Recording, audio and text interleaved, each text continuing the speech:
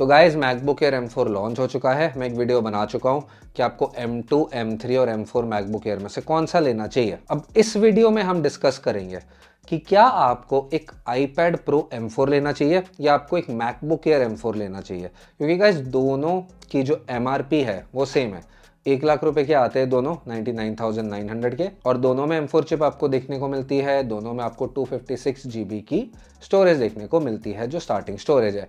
But ये दोनों products बहुत ज़्यादा डिफरेंट है और इनकी टारगेट ऑडियंस भी बहुत ही ज़्यादा डिफरेंट है। तो अब हम डिस्कस करेंगे कि आपको एज अ स्टूडेंट या अगर आप एक प्रोडक्टिविटी के लिए डिवाइस देख रहे हो मार्केट में, तो iPad Pro इस प्राइस में बेटर है या फिर एक मैकबुक एयर M4। तो गाइस जो iPad Pro M4 है, प्रोज की अगर मैं बात करूं तो एक तो यह है कि वो आपको 11 इंचेस में देखने को मिलता है। उसका साइज बहुत ज़्यादा हैंडी डिवाइस है, ऑब्वियसली एक टैबलेट है, कहीं पे भी आप उसको इजीली लेके जा सकते हो।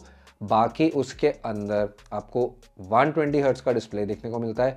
आपको एक टैंडम ओलेड का डिस्प्ले, जो एक one of the best display है गाइस किसी भी लैपटॉप या टैबलेट या इवन एक फोन के अंदर। आपको बहुत ज़्यादा अच्छा कॉन्ट्रास्ट रेशियो देखने को मिलता है, आपको बहुत ज़्यादा विविड कलर्स देखने को मिलते हैं। नो मैटर आप मूवीज़ देख रहे हो, नो मैटर आप कुछ वीडियो एडिटिंग, फोटो एडिटिंग वगैरह कर रहे हो, नो मैटर आप यूट्यूब देख रहे हो, ब्लैक्स आपको बहुत ज़्यादा डार्क और डीप देखने को मिलते हैं। तो एक ओवरऑल अगर आप डिस्प्ले की बात करोगे तो iPad Pro M4 का display is one of the best displays इस टाइम पे मार्केट में।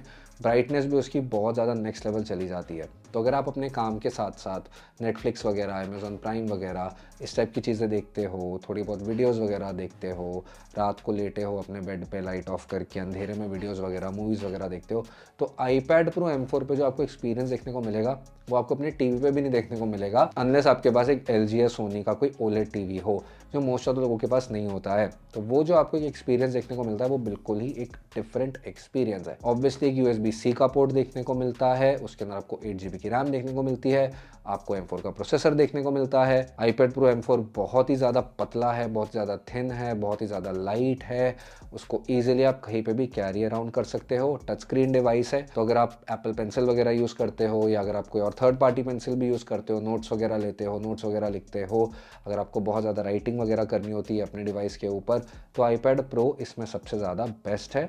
लेटेंसी बहुत कम फील होती है because of the higher refresh rate. आप ड्राइंग और पेंटिंग वगैरह कुछ करते हो या बहुत ज़्यादा फोटो एडिटिंग करते हो जिसके अंदर आपको पेंसिल वगैरह यूज़ करनी होती है, तो यहाँ पे भी आपको प्रोडक्टिविटी में iPad Pro बहुत ज़्यादा काम आएगा। अब अगर हम कॉन्स की बात करें, और जो कॉन्स अब मैं आपको बताऊंगा iPad Pro के, वही आप लेके चलो सारे प्रोज है मैकबुक एयर M4 के। सबसे बड़ा कॉन ये है, iPad Pro एक टैबलेट है, उसका जो सॉफ्टवेयर है ओवर द ईयर्स एप्पल ने बहुत इंप्रूव किया है। स्टेज मैनेजर जैसे फीचर्स अब आपको देखने को मिलते हैं, एक डेस्कटॉप एक्सपीरियंस आपको काफ़ी हद तक देखने को मिलता है, आप मॉनिटर वगैरह भी आप कनेक्ट कर सकते हो अपने iPad के साथ। बट एक बहुत बड़ा इशू अभी भी यही है कि iPad OS एक iOS का बिग भाई लगता है, बड़ा भाई लगता है। टू बी वेरी ऑनेस्ट, वो एक कंप्यूटर का सॉफ्टवेयर नहीं है। एक मैक OS और एक जैसे विंडोज़ वगैरह है, उसके कंपैरिजन में iPad OS बहुत ज़्यादा लैग करता है। बेसिक फाइल मैनेजमेंट सिस्टम का आपको ऑप्शन नहीं देखने को मिलता है। SSD कनेक्ट करके आप आधी से ज़्यादा चीज़ें एज एक्सटर्नल SSD पे नहीं कर सकते हो। कुछ ऐप्स है जैसे वीडियो एडिटिंग वगैरह की जिनको आप कर सकते हो एक्सटर्नल SSD के ऊपर, पर बहुत सारी जो ऐप्स है वो एक्सटर्नल SSD को सपोर्ट नहीं करती है।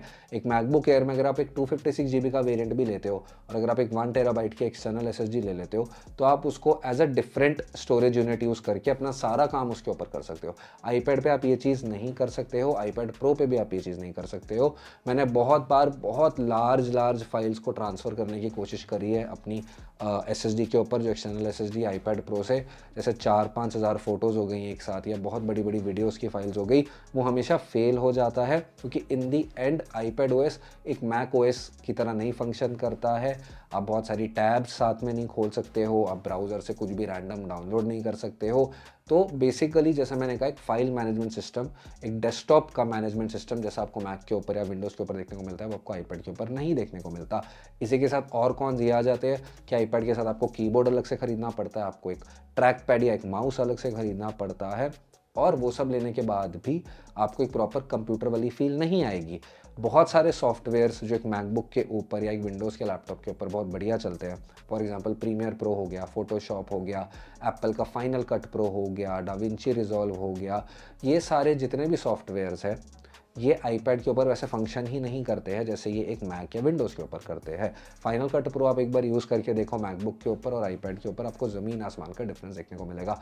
फोटोशॉप तो मुझे बिल्कुल यूजलेस लगता है एक आईपैड के ऊपर। वहीं पे मैकबुक एयर M4 कि अगर आप प्रोज देखो तो वहाँ पे आपको एक पूरा लैपटॉप मिल जाता है, आपको मैक ओएस का सॉफ्टवेयर देखने को मिल जाता है, आपको ऑब्वियसली एक बड़ा डिस्प्ले भी देखने को मिल जाता है 13 इंचेस का मैकबुक के हिसाब से, आपको track pad one of the best देखने को मिलता है, आपको keyboard one of the best देखने को मिलता है, 2 USB के सी पोर्ट्स देखने को मिल जाते हैं, एक मैगसेफ का चार्जिंग पोर्ट आपको देखने को मिल जाता है। और एज अ स्टूडेंट आप सारे काम एक मैकबुक एयर के ऊपर कर सकते हो, अदर देन द फैक्ट कि आप एक एप्पल पेंसिल नहीं यूज़ कर सकते उसके ऊपर नोट्स वगैरह लेने के लिए।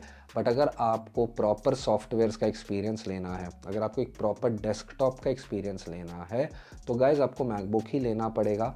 आईपैड की ऑडियंस यहाँ पे काफ़ी ज़्यादा एक मैं बोलूँगा कि कम हो जाती है, और उस ऑडियंस के अंदर भी फिर बहुत सारे लोगों को आईपैड प्रो M4 की ज़रूरत नहीं है। एक आईपैड एयर M3 जो लेटेस्ट लॉन्च हुआ है वो भी इनफ है बहुत सारे लोगों के लिए, और उसकी प्राइस भी आपको कम देखने को मिलती है। तो उसके अंदर बस यही हो जाता है कि आपको एक टैंडम ओलेड का डिस्प्ले, 120 हर्ट्ज का डिस्प्ले नहीं देखने को मिलता, स्टोरेज आपको अराउंड 128 GB की देखने को मिलती है।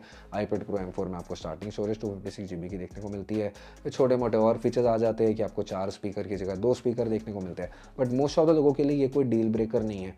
मैं जितने भी लोगों को जानता हूँ, मोस्ट ऑफ द लोग, इवन मेरे फ्रेंड सर्कल में, इवन जिन लोगों से मैं मिलता हूँ, वो एक आईपैड एयर ज़्यादा प्रेफर करते हैं बिकॉज ऑफ द प्राइस और वो जो एक वैल्यू लेके आता है। तो आईपैड प्रो M4 एक ऐसा प्रोडक्ट है जो सबके लिए नहीं है, और अगर आपको ये दोनों प्रोडक्ट्स चाहिए, एक मैक भी चाहिए, एक आईपैड भी चाहिए, फिर तो देखो मैं यही एडवाइस आपको करूँगा कि आप एक आईपैड एयर ले लो और साथ में एक मैकबुक एयर ले लो। जो काम आपको आईपैड पे करना है आप आईपैड पे कर सकते हो, बाकी जो ऑब्वियसली डेस्कटॉप वाले काम है मैकबुक पे ही करोगे। बट इसका मतलब ये नहीं कि एक आईपैड यूज़फुल नहीं है। आईपैड बहुत ज़्यादा बिकता है, स्टूडेंट्स को बहुत ज़्यादा पसंद है। आईपैड के ऊपर जो चीज़ें आप कर सकते हो, जैसा मैंने कहा, वो चीज़ें डेस्कटॉप के ऊपर नहीं मज़ा आता है करने में। तो तभी आपके लिए समझना ज़रूरी है कि आप कौन सी टारगेट ऑडियंस में आते हो। जैसे मैंने इस वीडियो में सारा एक्सप्लेन किया कि क्या क्या चीज़ें आप एक मैक पे कर सकते हो, क्या क्या चीज़ें आप एक आईपैड के ऊपर कर सकते हो। तो अगर आपका सारा काम अभी आईपैड पे हो जाएगा, आपको नहीं लगता आपको एक मैक की ज़रूरत है, तो आप डेफिनेटली एक आईपैड खरीद सकते हो।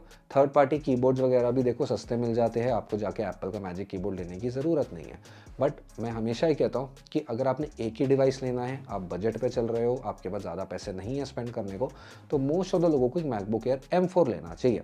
उसके अंदर बस यही प्रॉब्लम है कि आपको एक 60 हर्ट्ज का डिस्प्ले देखने को मिलता है और एक LCD का IPS पैनल देखने को मिलता है।